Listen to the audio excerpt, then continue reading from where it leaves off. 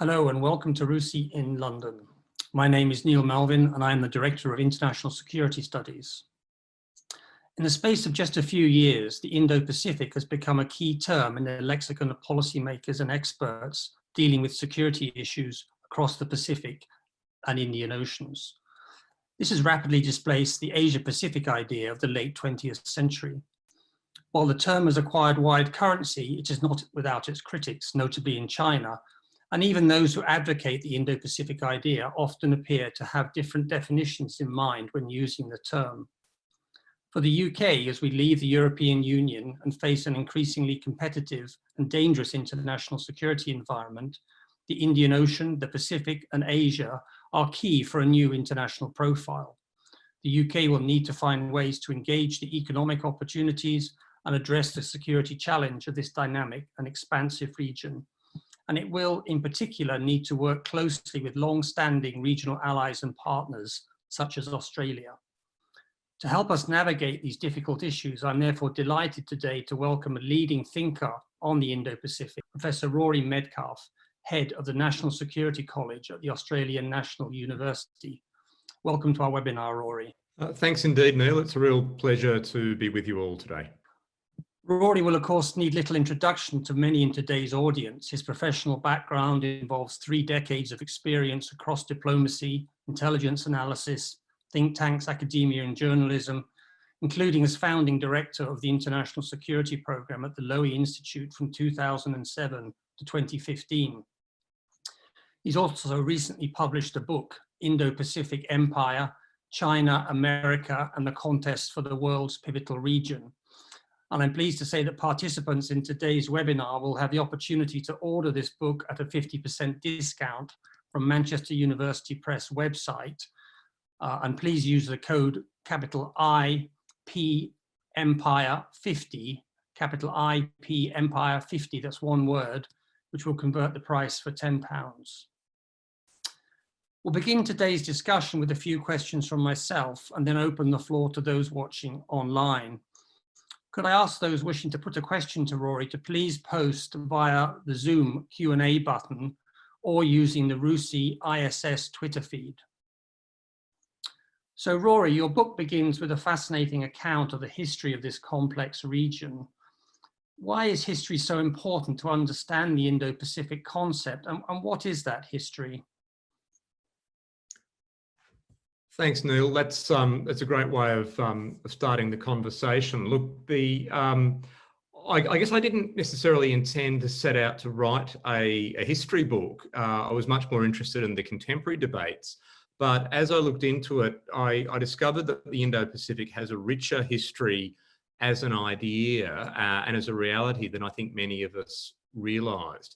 And so if you think about definitions of a region as a strategic order or as a diplomatic arrangement, if you think of this as a mental map, and if you think that maps in many ways help leaders and decision makers frame what's important when they look at the world, the book really, at least the first half of the book, takes place as a journey through different conceptions of a maritime region centred on Asia, but not exclusively Asian, which we now call the Indo-Pacific, but has gone by different names throughout history. And as I will inflict on the participants in a moment, there's a number of fascinating historical maps that captured what is, in fact, I think, still a very contemporary reality of the region.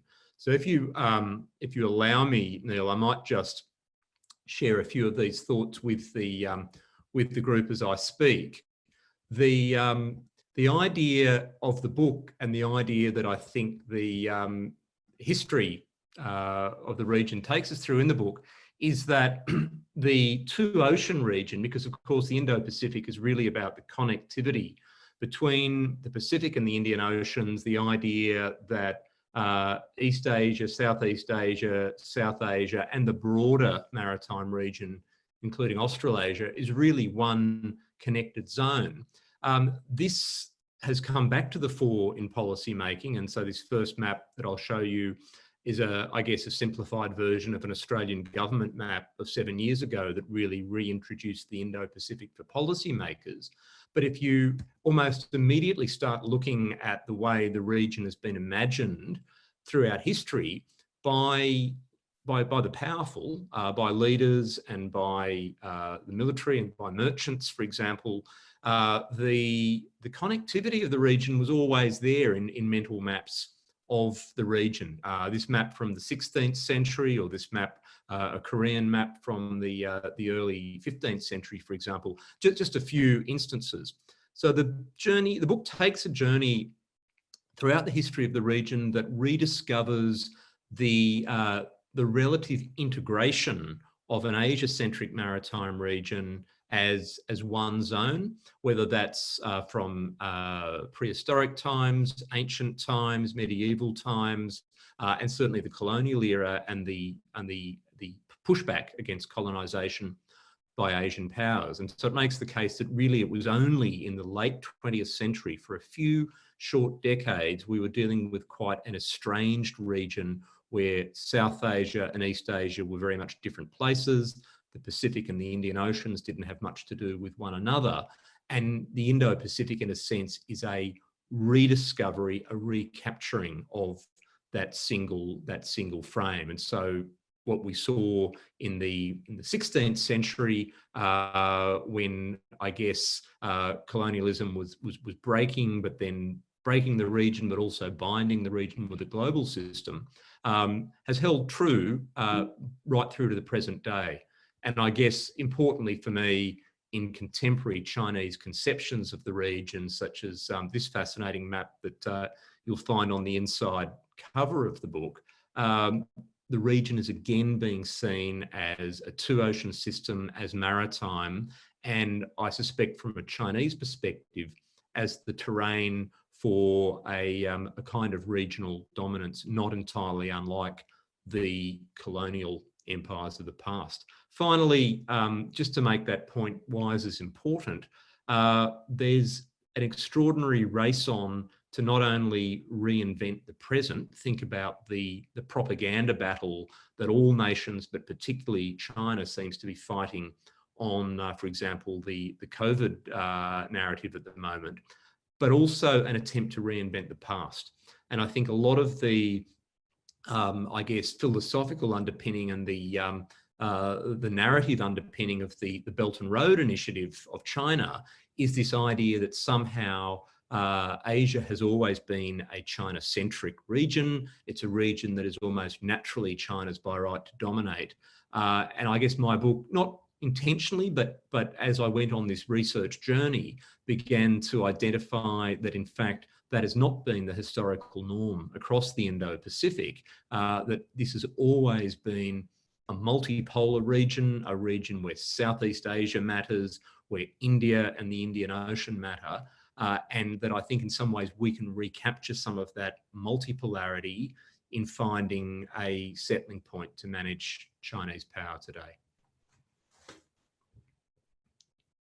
Thanks very much, Rory. I think that's very interesting. And if we bring it up to date and the sort of the reappearance of this idea of the Indo-Pacific concept, I mean, I think one thing that I guess has been raised in regards to this is the question of whether what we are talking about is a region that actually already exists, or are you talking more about a sort of strategic agenda for the future? I mean, how does this concept operate, would you say, today? And look, in some way, both of those things are true. I mean, I don't pretend that there is any such thing as an entirely natural region. We have to remember that all regions in a geopolitical sense are useful constructs for strategy and for diplomacy and for power politics. You know, we have to remember that Asia itself is essentially a European invention in that sense, going back to ancient Greek times, and that the boundaries keep shifting throughout history, and China reinvents these boundaries itself. So at one level, of course, the Indo-Pacific, like any other mental map of the region, is confected. But at another level, I would argue two things. One, that it reflects more accurately than the other, if you like, mental maps on offer, whether it's the Belt and Road or whether it's the Asia-Pacific that many of us grew up with in the late 20th century.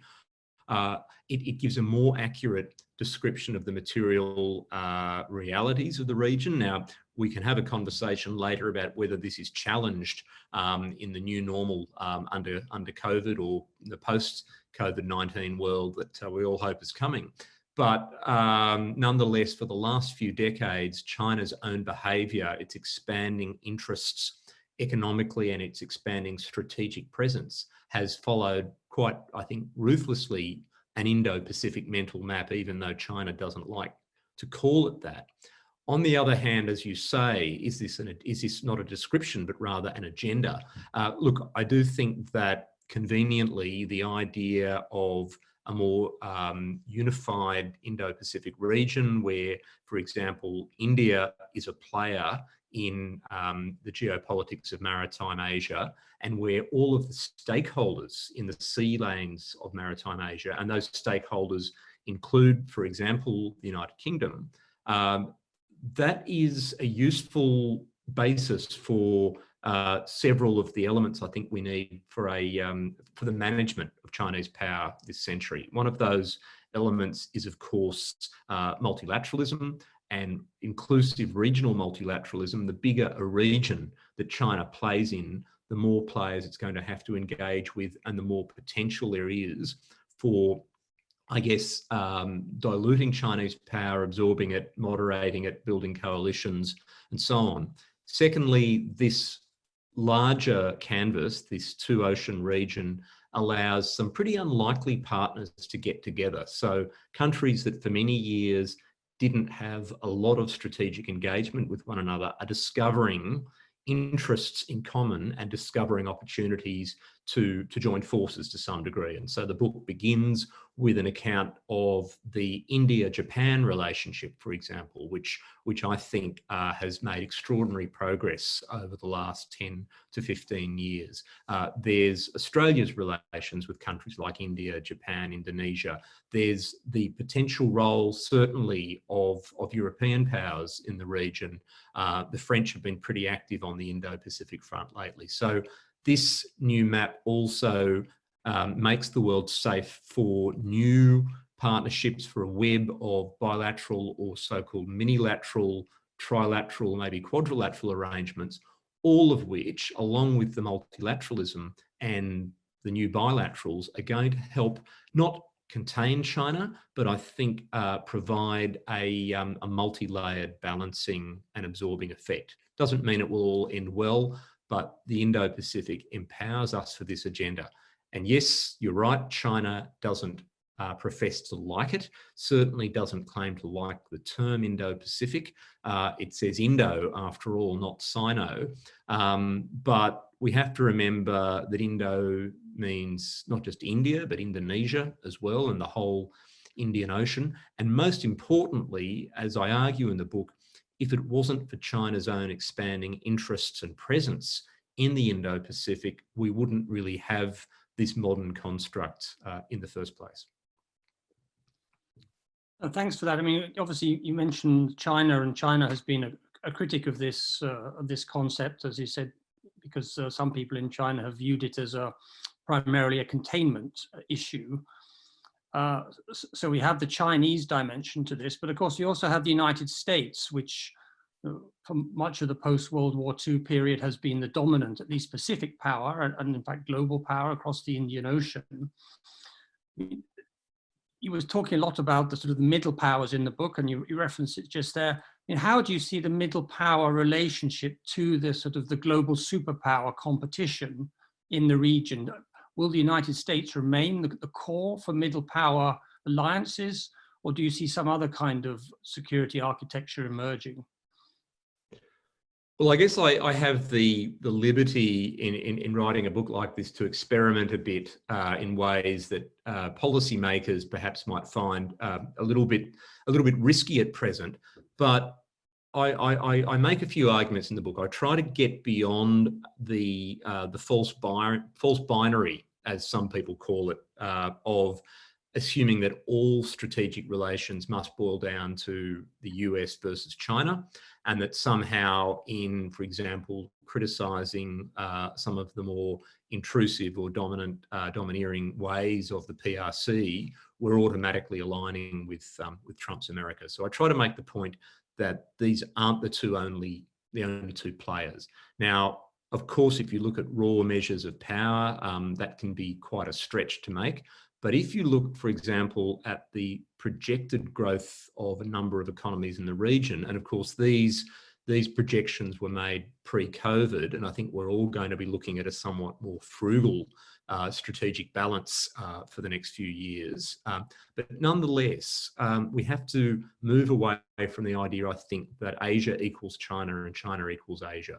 The Indo-Pacific really does, to some degree, privilege maritime powers like India, Japan, potentially Indonesia, to reach something closer to their full potential. And so I do make the argument in the book that one could project the aggregate of Indian, Japanese and Indonesian wealth and power by mid-century to be equal to or greater than China's. Now, that's a very large leap to make, but I think it's no larger leap to make than the assumption that China's going to have a smooth ride for the next few decades. And the book is a little bit about China's internal weakness. So to conclude on that point, Neil, I'd say that, and this goes to policy choices that countries like Australia are making every day at the moment, there is, I think, always going to be a place, and a very significant place, for the United States in an Indo-Pacific power balance. To some degree, countries in the region can cope probably better than China would like us to think if the United States were to play a diminished role over time. And certainly the self-harm that the Trump administration has inflicted seems to be hastening that moment. But the book argues that we can push for a kind of, and when I say we, I mean the middle players, countries like Australia, we can and should push for a kind of hybrid arrangement where we're increasing our own strategic weight at every opportunity, or at least leveraging what weight we have more effectively, where we're building new partnerships across these collapsed boundaries of the old Asia-Pacific, now the Indo-Pacific, so that we are looking to what we can do with the likes of Japan and India and partners from further afield. We're also encouraging, obviously, the United States to remain engaged and to become more engaged in time in a way that is competitive with China, but not confrontational with China. All of that is perhaps something of a long stretch, of a long shot, but I think I deliberately play with these arguments in the Indo-Pacific context to make the point that futures where China's power is tempered, balanced, moderated, are no less plausible than the future that the PRC spends $10 billion a year trying to persuade us of, which is that we're headed for a China-centric century and we should just get used to it. Thanks. Perhaps we could turn to the UK now, and the UK's sort of engagement in this the region that you're describing. I mean, I think we saw very clearly on that map that you put up, it's a Indo-Pacific, it's a maritime region. I mean, Australia has a sort of a centrality in it, at the core of a vast maritime security space framed by Africa, Asia, and the Americas. From a UK perspective, looking towards the region, we're confronted by a slightly different perspective. There's an arc of security concerns stretching from Northern Europe to the Gulf. Russia's active in the Arctic to the East Mediterranean. There's internationalized civil wars in Libya, Syria, and Yemen. We've got struggles amongst powers in the Middle East spilling into the Red Sea and North Africa. There's a confrontation with Iran.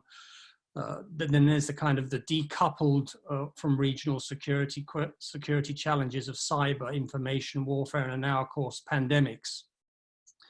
So, I mean, from a UK perspective and against that background, and I imagine going forward facing tough resource constraints, what would be the UK priority in coming into the Indo-Pacific with an enhanced role? I mean, why would you say the UK needs to be in the Indo-Pacific region?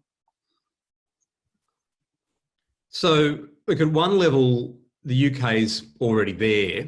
And of course, if you take a long historical perspective, Britain's history in the region has much to do with the connectivity and the shape of the region in the first place. Interestingly, Britain had an Indo-Pacific strategy in 1965, as a few researchers, including myself, have discovered. But look, I don't make the argument that this is the only strategic theatre that a country like the UK should be engaged in. I think we all have to come at this with a recognition of our own limitations and of the very crowded horizon of strategic risk that each of our nations faces. And these horizons are both regional and global at the same time. So there are plenty of issues that aren't as geographically bounded as the kind of Indo-Pacific power play that I write about. But if you take the view that increasingly, as we've seen in the Belt and Road ambitions on the Eurasian continent, as well as in the maritime domain in the Indo-Pacific, and regardless of geography at a global level, the kind of role that China is trying to carve for itself in the international system, the challenge that the PRC and to a large degree Russia in particular are posing to the, I guess, what we know of as a rules-based order and various elements of a liberal democratic international order, however under strain it might be. The bottom line is that no nation is going to be an island in this game. The UK, I can't speak for Britain, but the UK is not going to be able to effectively protect or advance its interests from in my view, those areas where there's going to be pretty fundamental clash with, let's say, Chinese interests, if it simply engages in a domestic or even North Atlantic environment. By the same token, a country like Australia is not going to be able to protect all of its interests if we simply look at the geography of the thing.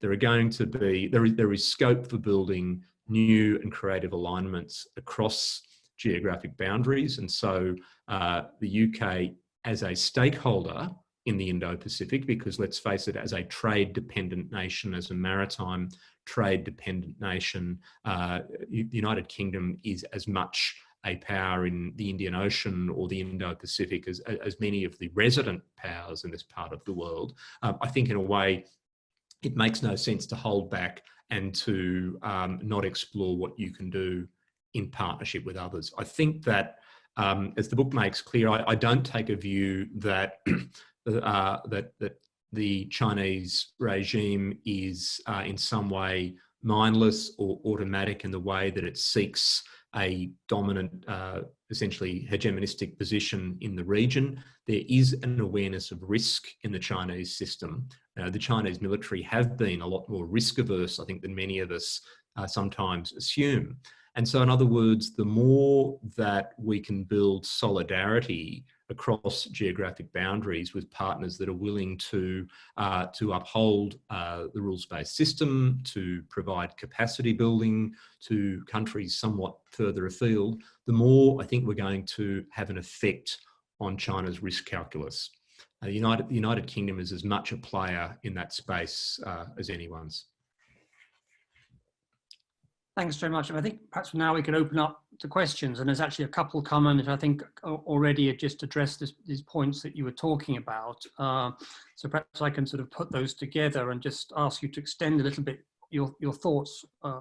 So the first one is from Shashank Joshi, who he notes, of course, that the UK has an integrated defence and foreign policy review underway at the moment. And so this is an opportunity, I think, to think very specifically about UK capabilities and so on. Now, you touched on the fact that the UK is already in the region, but he asks, are there things that the UK should be doing that it's not doing presently? I mean, what would be the kind of the value added of additional things for the UK to do? And sort of linking into that, I think, is a question from Paul Griffiths, who who asks, it says, very interesting in the projected power concept.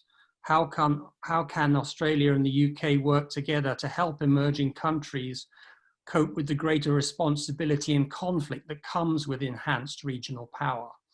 So are there some specific and sort of concrete ideas or areas that you think the UK and Australia could be working on with third country cooperation?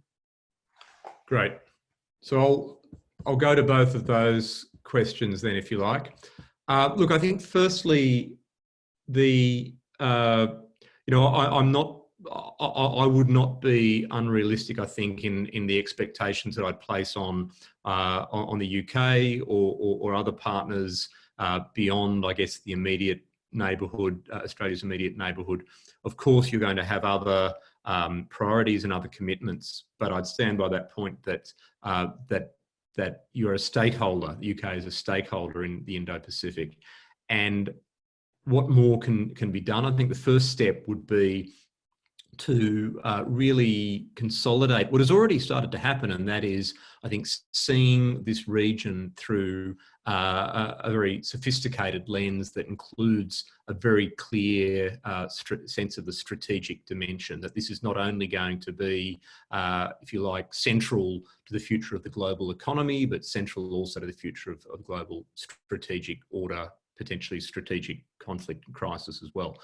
So maintaining and building on that idea of having a regular and frequent presence in the region in a military sense. Of course, no one is assuming that the Royal Navy is going to be the force that makes the difference, if you like, in the strategic balance or regional deterrence, but every middle power, every substantial middle player, and these are pretty fuzzy terms, is watching what one another does. There is a sense of mutual emboldening there. The fact that, in a sense, the norm of freedom of navigation is being reinforced every time Britain or France or Australia or Japan or others essentially transit what are international waters in the South China Sea confidently and in a rule-abiding way. I think is in its own way emboldening and encouraging to small and middle powers in the Indo-Pacific. So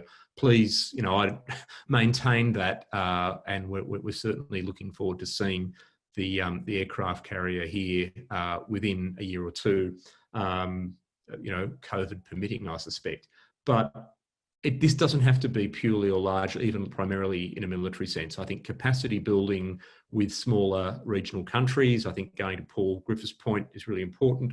I'd note that pretty constant consultation on the UK playing a role in regional institutions. Don't forget that the ASEAN Regional Forum, for example, has traditionally got extra regional representation on it. And I don't know offhand what happens to the UK's role in the ARF post-Brexit, but there are plenty of avenues for British diplomacy to add to the weight of coalitions in the region that support rules-based management of issues like the South China Sea.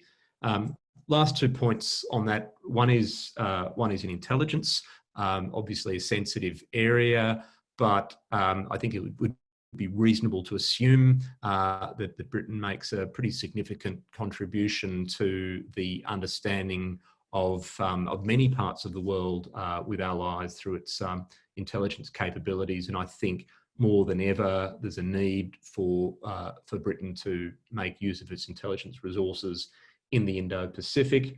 Looking at the Indian Ocean side of the Indo-Pacific, I think that there are small countries such as Sri Lanka, such as Maldives, some number of the small island states turning to the Pacific, the obvious Pacific Island countries that Australia is trying to support, and Southeast Asia, small countries that are in play, that are subject to Chinese influence, but in fact want to and need to develop their own capabilities to manage their own resources, to monitor their own maritime environments and so forth.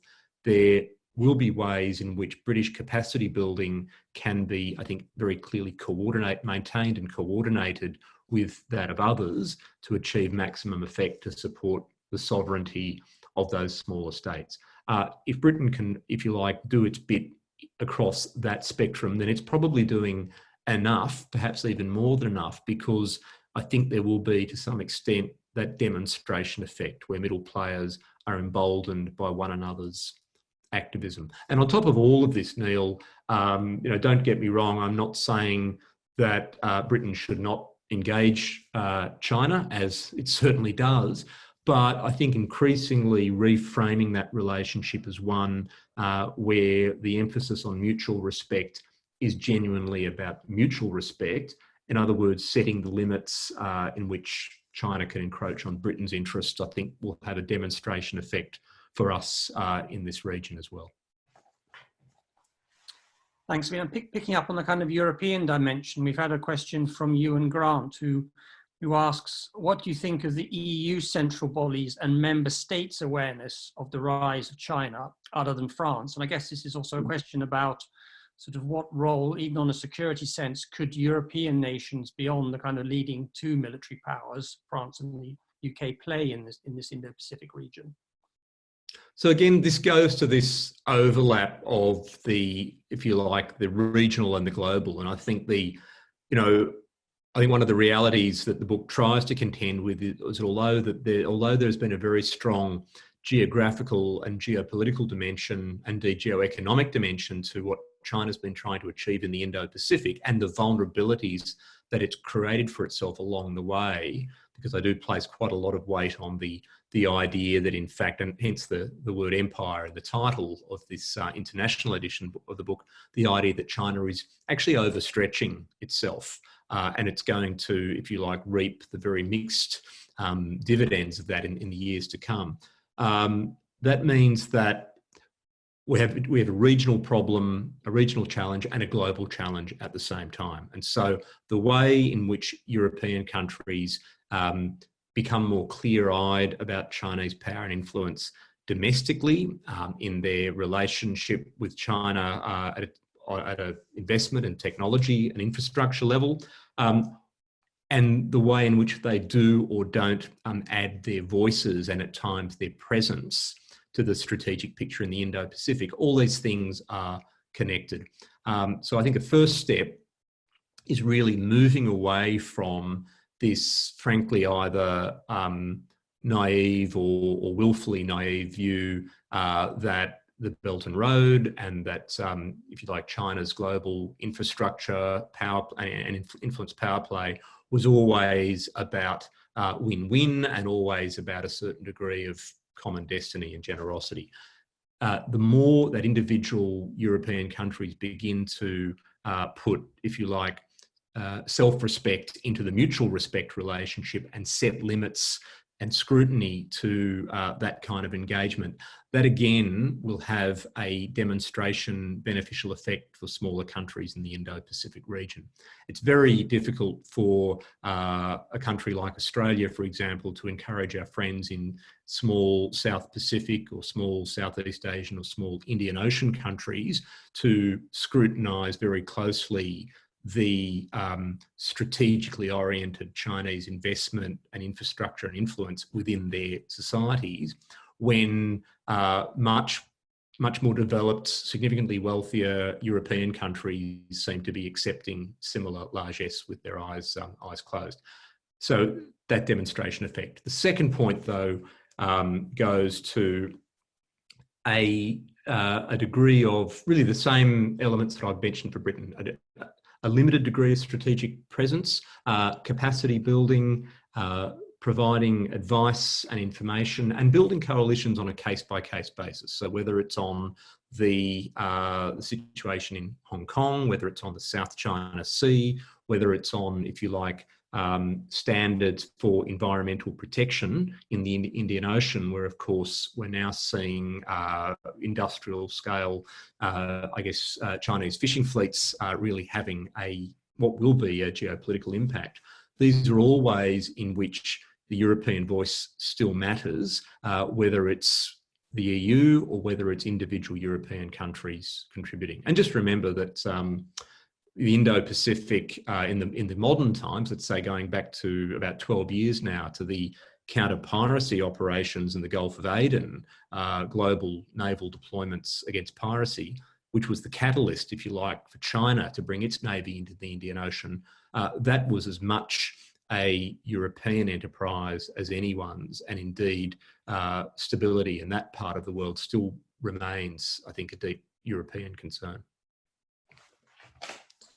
Thanks. We've got the questions are pouring in now, so we'll do our best to try and give Rory. Give you shorter answers.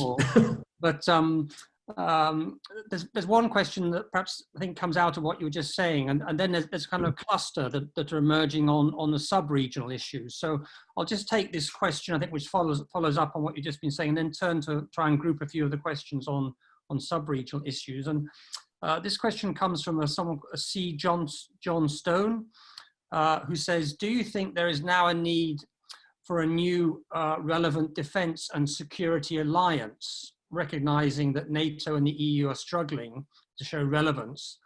This would be a reasonably tight grouping of countries, Australia, Japan, UK and France as core elements, and other middle-ranking powers. And I guess this touches on your whole discussion about these minilateral formats, the middle powers, and how we all fit together.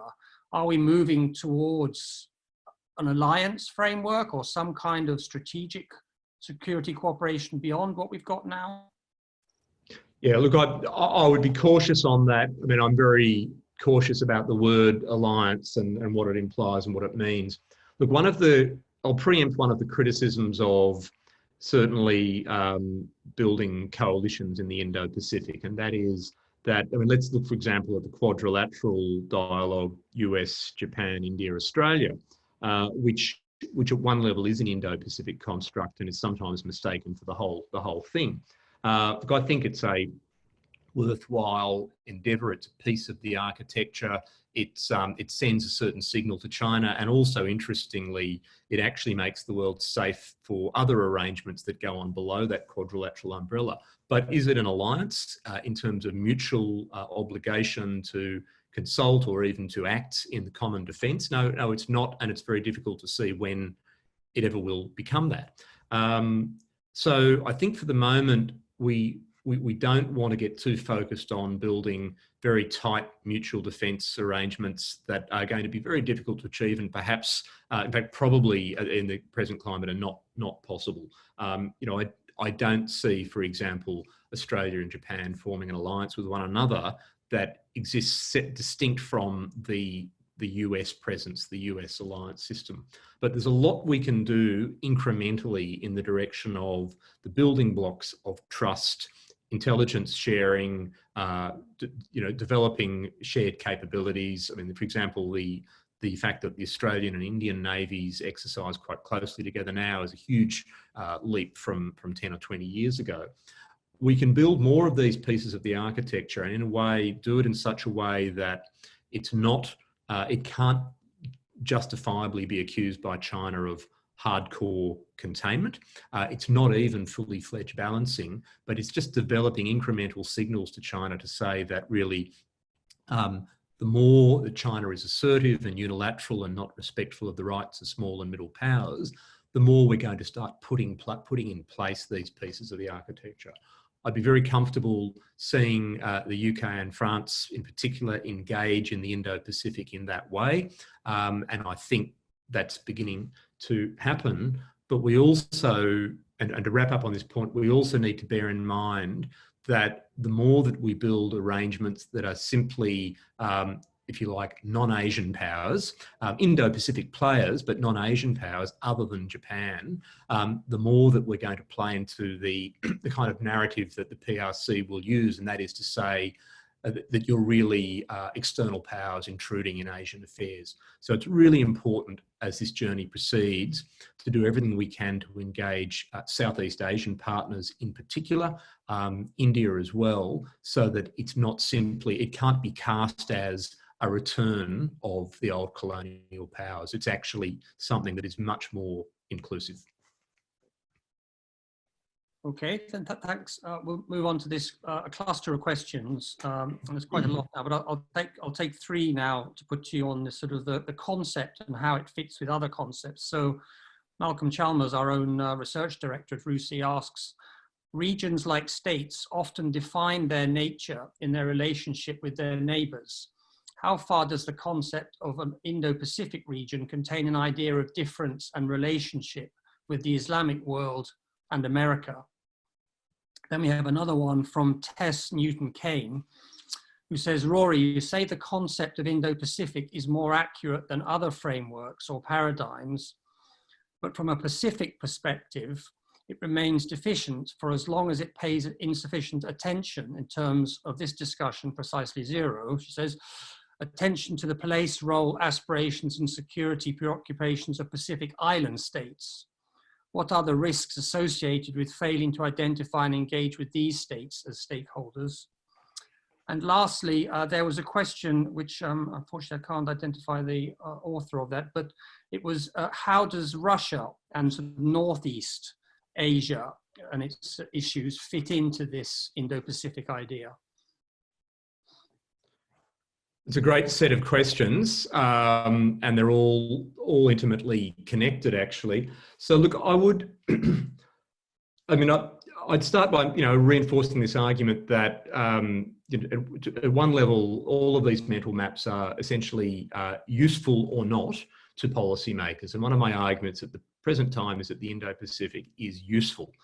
The Asia-Pacific was useful from about 1970 to around 1993, or maybe a bit later than that. We can explain why later.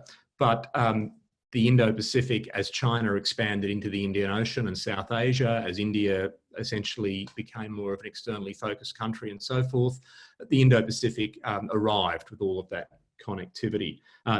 That doesn't mean that it's a perfect construct, and we should be constantly looking for how these frameworks are going to evolve. I mean, what happens 20 or 30 years from now when, for example, we may see a very, very different set of foundations for world trade or energy supply. I mean, with the oil price today, the future might arrive sooner than we think. But having said all of that, 3 points. One is the point of difference or not with the Islamic world and with the Americas. So the Indo-Pacific has the advantage of a kind of ambiguity. That is, it's a maritime region and it's got a certain fluidity to it. In the book, and please encourage you to read it, and Tess, you might be interested in what it says about the Pacific, but in the book, I make the point that this is much closer to a traditionally Asian worldview, a sort of a mandala worldview where we know where the centre is, but the outer boundaries don't matter so much. And in any case, there's going to be multiple centres. This is not a tributary system. This is not a Middle Kingdom worldview. Having said that, the core of the Indo-Pacific is, I think, maritime Southeast Asia, where the sea lanes, all of that global trade, all of that connectivity, all of that strategic interaction meet. And that's why, incidentally, the South China Sea is permanently going to remain everybody's business. But the periphery of the Indo-Pacific is very fluid, it's very debatable, and it depends on circumstance. And in the book, I argue that the periphery of the Indo-Pacific is really identified by the intersection of major power relations. So, for example, the relationship between the United States and China in Africa, or China and India in Africa, or even, as we are going to see, I think, China increasingly rubbing up against Europe in Africa, there's a very strong Indo-Pacific flavour to that issue. The bilateral relations between particular countries in Africa or the Middle East or elsewhere, or Latin America, not really an Indo-Pacific issue. The relationship with the Islamic world more complex, because of course at one level you've got a number of Muslim countries or countries, Muslim majority countries, that are squarely in the Indo-Pacific region. And I think in many ways it will be choices made by those countries that will define whether or not they are engaged as strategic actors in this region. I think Indonesia is as much of a core Indo-Pacific power as any, probably even more so than most because of its geography. How will Bangladesh or Pakistan play into this framework? These are going to be really about choices that they make. The Middle East is, to my mind, the Middle East and Africa are more involved in the Indo-Pacific concept than some of our policymakers would like to think, precisely because of the engagement of China in those parts of the world in pursuit of its interests, energy and so forth.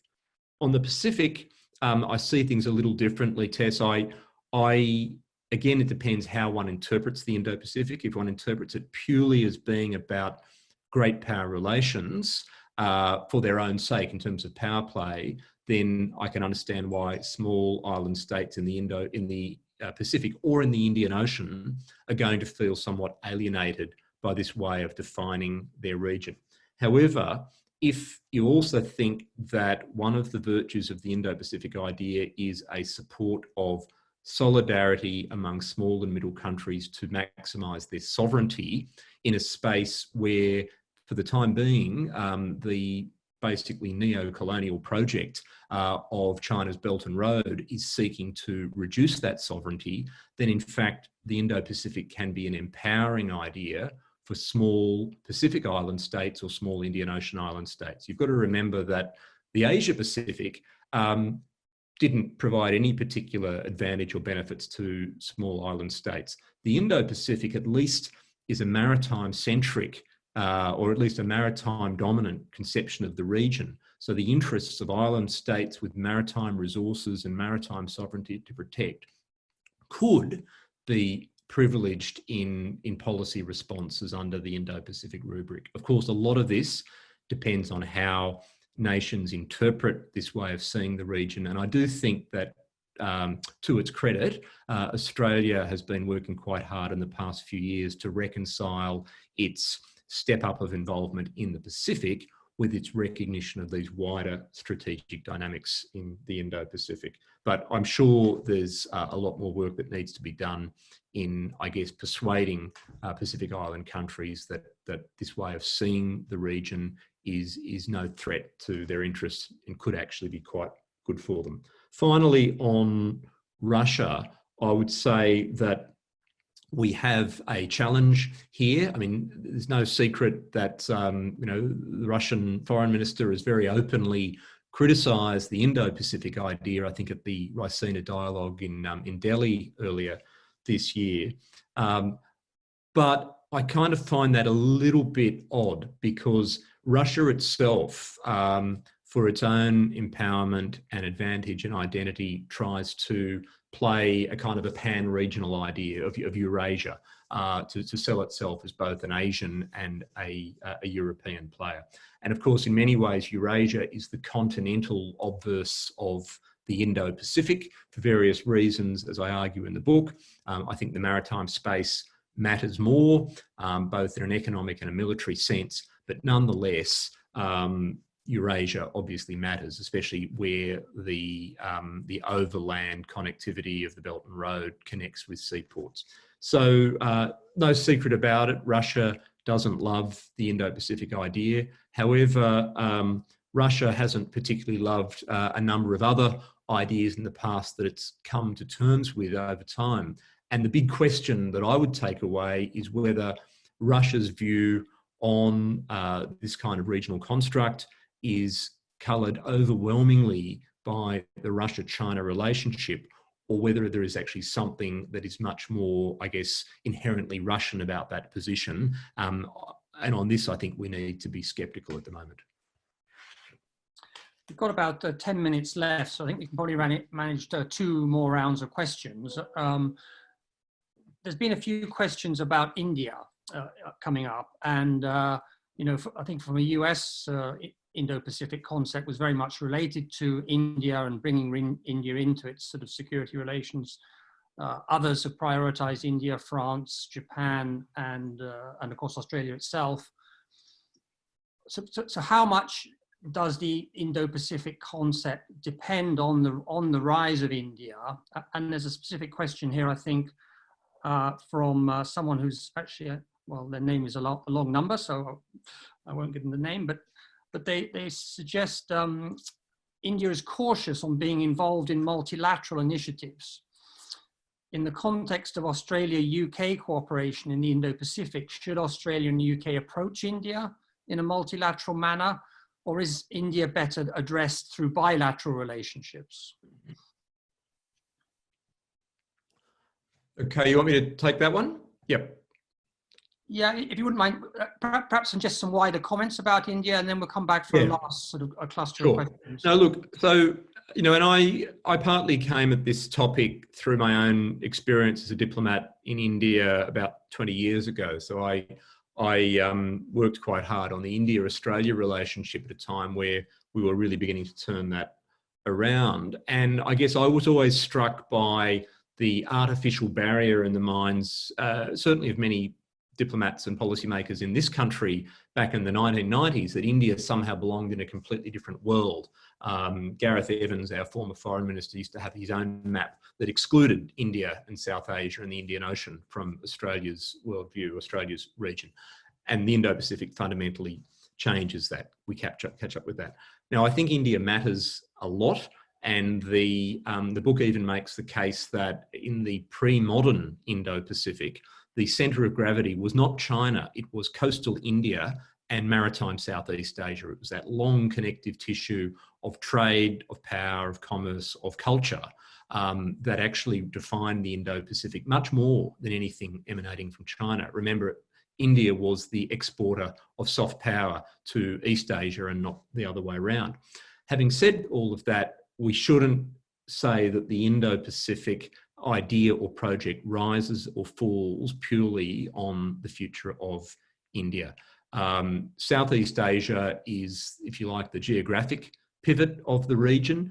And because of the multipolarity of this system, there are always going to be moments where any particular pole is struggling. And we shouldn't pretend that India is going to have an easy time of it for the next few years. I think it's going to be tough, and it was already going to be tough even before COVID.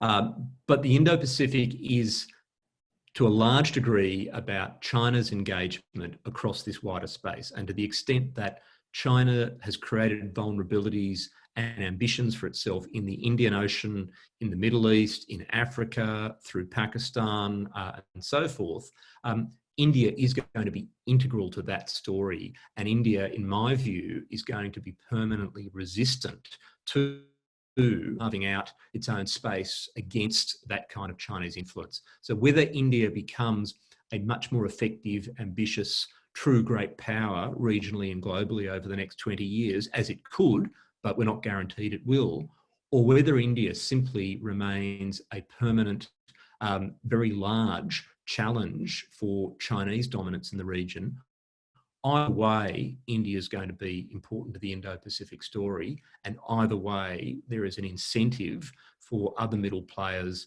to engage India. I don't think that it actually matters too much whether we opt largely for a bilateral or other frameworks. I think we need the bilateral building blocks, no question of it. And I'd say Australia's done reasonably well there. I think France has done very well there. I think Japan's done extremely well there. That doesn't mean we're forming alliances, but we're forming much more substantial relations than we had 20 years ago. But those are the building blocks we need then to build minilateral structures or multilateral structures. It's fascinating, for example, that at the moment, the quadrilateral dialogue with the United States has an add-on essentially of Vietnam, South Korea and New Zealand. Once a week, representatives of those countries, I think 7 countries, are discussing COVID responses and preparation for a post-COVID strategic environment. And I think we'll see more of that kind of pragmatic minilateralism. India is not allergic to that kind of thing anymore. And I think the current leadership, not only the Prime Minister, but particularly External Affairs Minister Jai Shankar, have been pretty key to that journey. Thanks. So perhaps you could wrap up then with a couple of questions, really, I think, which are about how to develop this concept without sort of aggravating Chinese nationalism. So we have a question from Raf Pantucci, from my predecessor, in fact, in this job. How do you think Chinese nationalism is negatively stoked by the advancement of the Indo-Pacific concept? And I think we can perhaps relate that also to the issue we haven't touched on yet, which is the rules-based order, and whether this You know, is this a framework that is going to play into that Chinese nationalism narrative? So there's a question from Abhijit Singh of ORF in India. You mentioned the importance of rules-based order. Do Australia and the UK have similar visions of a rules-based architecture of the Indo-Pacific? More importantly, do these visions match with the regional powers' perceptions of the rules, how rules must apply? And I guess so this is on freedom of navigation and so on. And so I think that links into the issue of, does this idea really sort of just reinforce a Chinese nationalist containment idea, and how do we kind of deal with that? Yeah. Okay, well, look, I would just start by going back to one of the points I made earlier, but maybe didn't emphasize enough. And I think when hopefully more participants have read the book, they might form a view on that. And that is that there would be no current day Indo-Pacific if it wasn't for China. And that's not a critique of China or a criticism of China. It's just an objective description.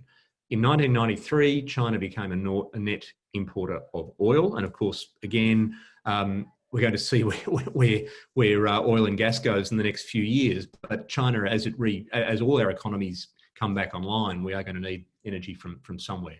China turned to the Middle East and Africa at that stage. So even as it was claiming to become an Asia-Pacific power, it was already expanding its interests into the Indo-Pacific. China's military presence, its navy, especially in the last 12 years, has become essentially a permanent visitor to the Indian Ocean and increasingly also to the South Pacific. So again, China is expanding its interests and its presence across this region. And so in many ways, the Indo-Pacific idea has been a response to a reframing that is catching up with where China was already taking itself and taking the region.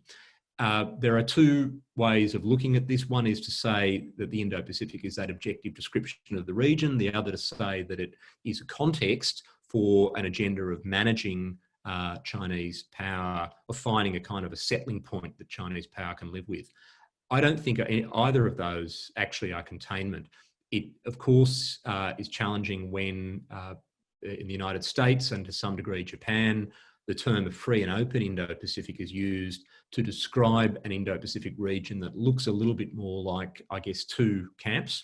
But remember that a number of countries, and Indonesia is really important here, are already playing with much broader, more open and inclusive variations of the Indo-Pacific. And we haven't found yet which variation will take hold among the most countries. So I would not say that we should say the jury is, or we should not say that China is permanently alienated from some kind of regional arrangement that is too ocean in nature, because China's own behaviour has brought that about. We do need to find ways to create a kind of conditional engagement or incorporation approach with China, not pure containment, where, if you like, other countries in this diverse, vast region that is too big to dominate are increasingly confident in asserting their sovereignty and setting the norms for engaging with China. And sometimes that will involve limits, sometimes that will involve deterrence. Interestingly, there were scholars in China and even policymakers in China who, until 2013, were using the term Indo-Pacific, Yin-Tai, but it became essentially a banned term once Belt and Road became the holy writ of the leadership of Xi Jinping. Thinking, though, China's behaviour is still quite Indo-Pacific in nature. So, look, I think as long as other nations are prudent about this and look more to, for example, the Indonesian or Indian or even the Australian way of looking at the Indo-Pacific as an inclusive arrangement, and maybe try to smooth the rough edges of America's free and open Indo-Pacific strategy, then we have a chance of using this as a framework for engagement. And that will lead me on the last point, just to address Abhijit's point about rules-based order and so forth. Look, there's no denying that a liberal institutional idea of the global system is under enormous threat and strain at the moment. That we have to be pretty selective in the way we talk about a rules-based order, because in many cases the rules are being honoured in the breach. But I think in many ways what a number of policymakers mean when they talk about a rules-based order in the Indo-Pacific is simply doing their most to protect sovereignty of small and middle powers and to build solidarity among them, so that in a sense, China alone, or indeed the United States alone, is not setting all of the terms of engagement. And on that note, I think there's a lot that Australia, the UK, and selected regional partners can do together.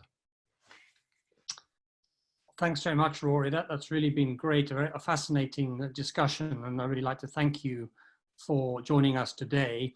I'd also like to thank everyone online for their questions and for joining this webinar. My apologies to all of those who asked questions. I think next time we'll have to count for a 2-hour webinar with Rory, because there's such a strong interest in this issue, and I'm sorry I couldn't get to all of you. Understanding the security dynamics of the Indo-Pacific is a priority for us here at RUSI, and we hope you'll join us for future discussions on this pivotal regions. But I'd like to wish you goodbye for now. Thank you.